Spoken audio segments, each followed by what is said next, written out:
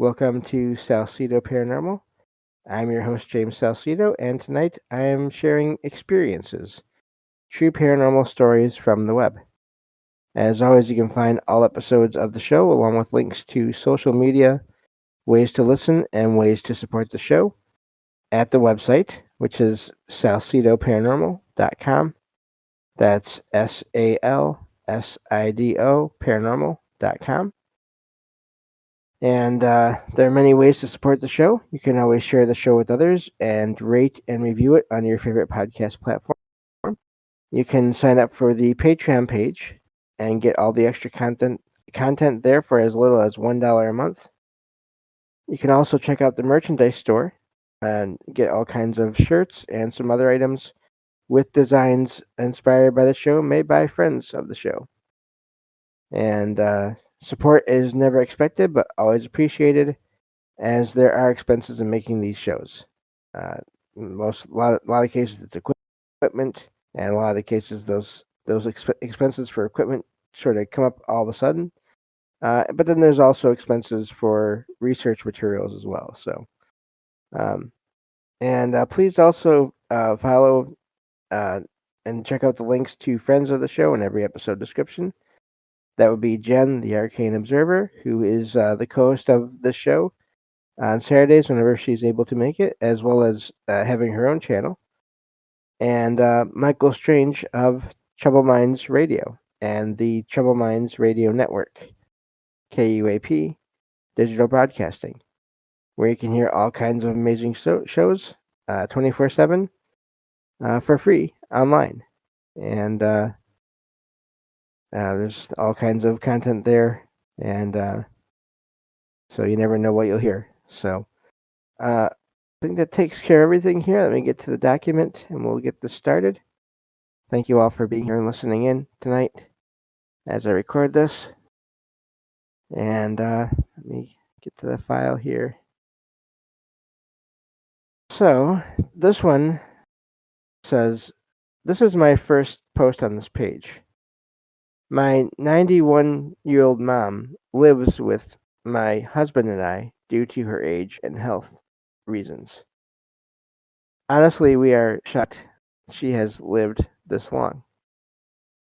Today, I was sitting alone in a room uh, on my laptop. I'm guessing they don't mean they were sitting on their laptop, but anyway. Uh, my mom slowly walked through the hallway and past the open door using her walker. She partially came into the room and asked me, "Who is that little girl sitting next to you?" Nobody was sitting next to me, and I told her so. My mom kept insisting that there was a little girl sitting next to me. As my mom slowly walked more into the room, she then exclaimed, "Oh, she is disappearing now. I want her to come back." My mom wasn't upset over seeing this little girl at all. I've heard that people see spirits, usually of loved ones, before they die, but my mom didn't know who this little girl was. Also, we built this house and have lived here for 23 years. Never have seen anything out of the ordinary at all. Although I did hear dishes breaking many years ago, but no dishes were found broken anywhere. Do people close to dying see spirits that they don't know? And that's where that one ends. Um, Based on, again, so many accounts of experiences I've heard and read, that does seem to be possible at times. Um, so, and this is something that comes up here and there throughout the show as well. I find various accounts of similar things happening. So, um, again, I don't ever like to really say anything for sure, but again, all I can do is point to the patterns that I find and in the research I do. So, I wonder too about the little girl. Was she just passing through? Um, was there a connection to the land? Was it residual? Always hard to say. But moving on to this next one here.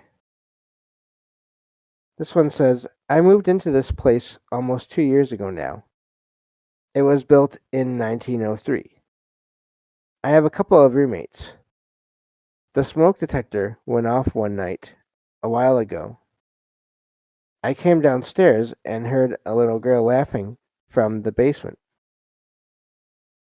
I have heard footsteps and more giggling since. I haven't had the chance to bring it up to my friend who lives next door to me, and she happened to be good friends with the couple who used to live here. I'm not lying, I swear. She came over recently and mentioned the couple she's good friends with that used to live here. They said that they told her that they'd hear a little girl giggling from the basement regularly. I got chills when she told me this. I don't know what to make of it, but I went in the basement and talked through the Ouija board for a bit. Nothing crazy happened, but I got some interaction.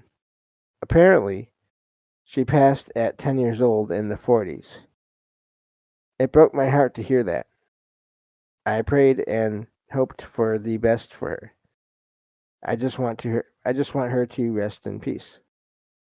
Clearly a soul that's lost. And that's where that one ends. I don't know about all that. There's no way to know whether the information is accurate or not. Again, Ouija boards are not necessarily inherently evil, but they are tools, and tools can be used by anyone that is able to use them. And that includes other beings out there that may be contacted by using the board.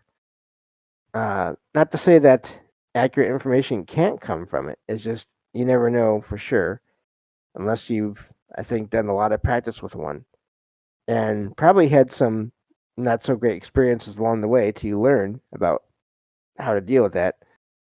It's probably hard to know for sure what you're getting and who you're getting it from.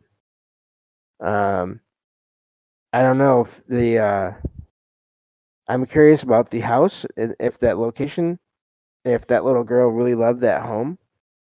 Again, there's this idea I've heard that if a excuse me, if a child, an apparition of a child is seen, then it's either they're either stuck in a location or it's not a child at all.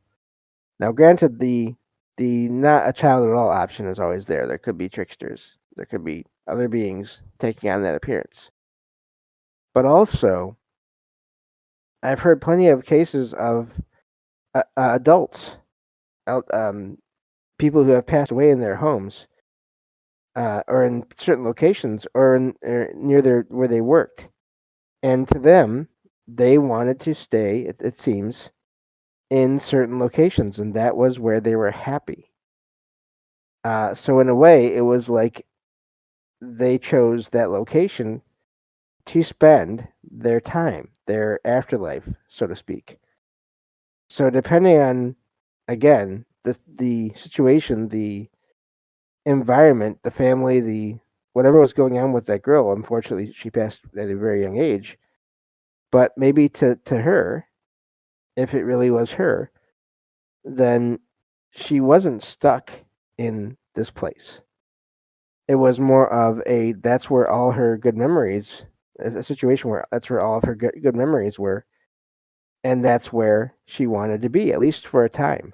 Who knows how that works? And I do think that over time people can change their minds, and if people can do that, then why can't they do that when they're not in a physical form?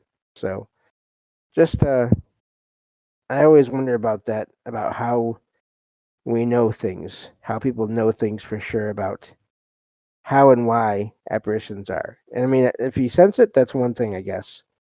If you get a feeling about what's going on, but um, but yeah, I always wonder about these things. So moving on to the next one here. Let's see. We may get through a bunch of these today. A lot of these so far have not been very long, which is okay. This one says, I was driving home late and decided to trust a GPS app instead of my own brain. Bad call. It rerouted me because of construction, and before I realized it, I was creeping down this narrow road lined with headstones on both sides. I thought it was just a shortcut street until I saw statues and names lit up in my headlights. No other cars, no lights, just me and rows of graves. My music cut out halfway through, too, and the only thing on my phone, besides the GPS, was another app that didn't make sound, which somehow made the silence feel even heavier. I don't think I've ever done a U turn that fast in my life. When I finally got back on the main road, I couldn't stop laughing at the idea that my GPS basically said, "Yeah, you live here now." And that's where that one ends. Regardless of the the humor there at the end there from the individual, that is fascinating. And again, we in the previous experiences show that I did, uh, it wasn't quite the same, but I didn't make this connection at the time because I find these accounts and I just save them and I don't look at them again until I use them on the show. So it's weeks, a week or 2 weeks or longer between when I find the account on a website and when I share it on a show. And I just remembered now talking in the last show about because there was an account of people that used the Randonautica app to have a paranormal experience, and I mentioned that before that app ever came around, people would have weird experiences with their GPS, where it seemed like someone or some force would affect the app or the device and get them to go to a place where they did not want to go. And so I really find that fascinating. Also, with the music cutting out, I'm almost surprised that their engine didn't cut out because we've had accounts of that as well too on the show here and there, and that's something that seems to happen with both when it comes to ghosts or spirits, or even but then of course the whole UFO or alien phenomenon. In other words, there's some energy that is having a direct impact or effect on various devices, including engines and vehicles.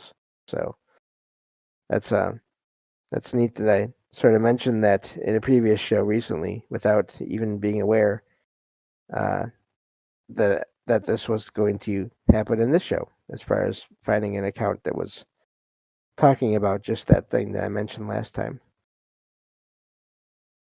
So let's see here. So we move on to the next one here.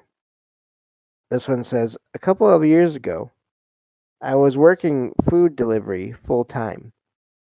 It was getting pretty late, and I got an order. I went there and got the food. I got my directions, and I noticed the person I was delivering to lived kind of far out in the countryside. It took me about 25 minutes to get to the road I needed to turn onto to get to the person I was delivering to. The road was made of dirt and looked to be surrounded by pretty old looking trees. I got to the person's house. It was a woman in her late 60s. Pretty nice lady, too. Even gave me a $20 cash tip for coming all that way. I got back in my car and went to drive back down the dirt road. And about 5 minutes in, I saw what appeared to be hanged slaves hanging from the trees. Looked a lot like something out of a history documentary or a really messed up period piece movie bit.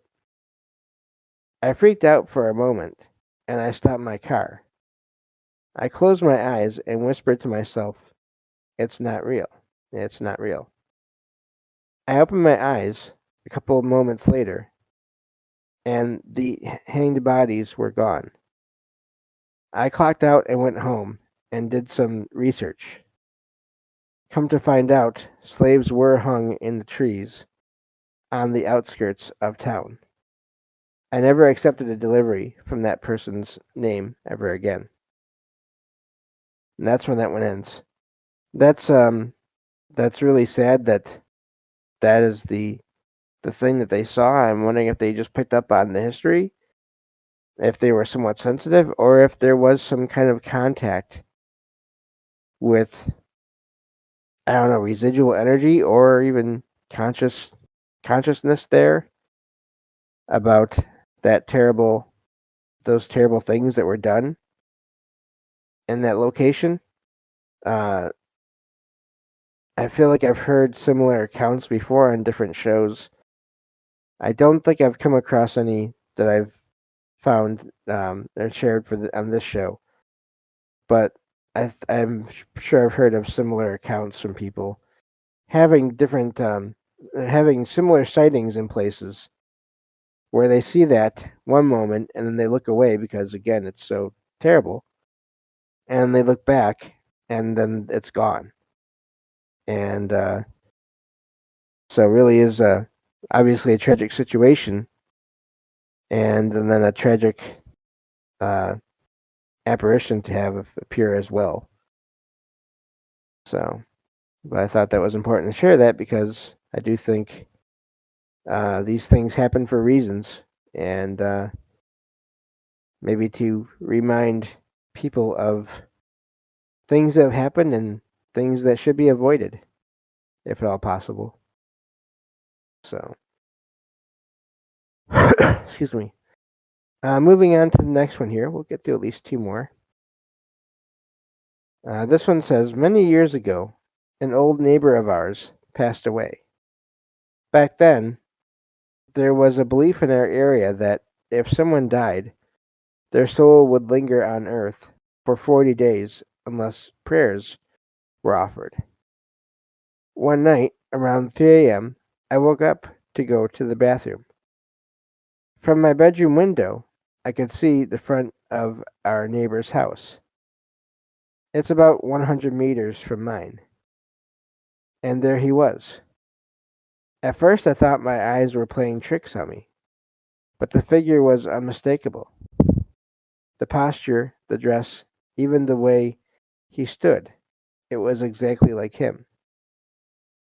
His face wasn't clear, more like a shadowy outline, but everything else screamed familiarity. I froze for a moment, then ran back to my room, heart racing. To this day, I don't have a rational explanation, but I know what I saw. It was him. And that's where that one ends. These are always fascinating to me when there's two variations to this that I've found and heard about over the years. One is where uh, um, the death of someone nearby, a neighbor or whatever, is known, and someone sees them after they passed, and of course is freaked out by that. Um, there's the other variation that I found and shared at least one or two stories of before on the show. These true stories of experiences where a person makes a post where they say they didn't know that this person had passed that they saw, and then they find out after the sighting, and it doesn't make sense to them. Either way, it goes back to something I made a post about this. I've been trying to make posts about just random uh, aspects of the paranormal over on X Twitter every day, just one post per day. And I mentioned this idea that I've heard before, and I think it's fascinating of how often when we're out in public among all kinds of people, how often are there spirits or ghosts or souls or whatever you want to call them among us in the crowd that we don't even know, that we just have no idea because we don't come into physical contact with them and we don't know them. And even then, physical contact does not mean it can't be an apparition. But also, I mean, just what else is out there as far as other beings, other entities that are able to look like people that are just moving around, and it's not necessarily. I don't say that to because it's automatically should be a bad thing or an evil thing. I don't think it has to be that. I'm just curious what else is out there that we never even notice while we're out there in public. So just always an interesting sort of thought experiment to do and to wonder about. So let's get at least one more in here. This one says, I have had many paranormal experiences, yet all of them are totally different in ways. Here was one of my first. I still consider this the scariest thing I have ever seen, even though it doesn't sound like it. For some reason, when you see something that defies everything you have ever been taught and known to be true, it really uh, it really messes you up. I walked into my friend B's apartment after I got out of class. He told me to wait for him there. He was on his way home from work. The living room and kitchen is pretty much one room, totally open layout of his apartment. His two roommates were not home. I was just going to relax on the couch until he got home. I opened the screen door, walked inside, and looked up, and there was a whole unsliced loaf of bread floating in midair over the counter. In my memory, it had a little bit of movement. It wasn't stationary, but it was clearly hovering about 1.5 feet up in the air on the left side of the sink above the counter. I stepped out and jogged down the patio stairs and sat quietly out front for about 30 minutes until he got home. I told him about it, and he wasn't even surprised. It just broke my trust in the laws of physical science. That's where that one ends. I These accounts of sort of mundane objects being affected or used or um, touched or held by invisible forces are always fascinating to me because it's not like a horror movie where it's a knife or it's a things like that. Um, they're just these objects. Is it someone who was wanting that bread? There was another one in a previous show where there was someone making, I think it was nachos, and it sounds so weird in a way, or sounds so. It sounds like it's supposed to be a joke, but if you think about that, if there is some kind of food you really did love in life, then why wouldn't consciousness be tempted to look into or to try to get things that they could that they liked in life? So anyway, that's all the time we have for this episode. Thank you all for listening, and I will talk to you all next time on Salsido Paranormal. Take care.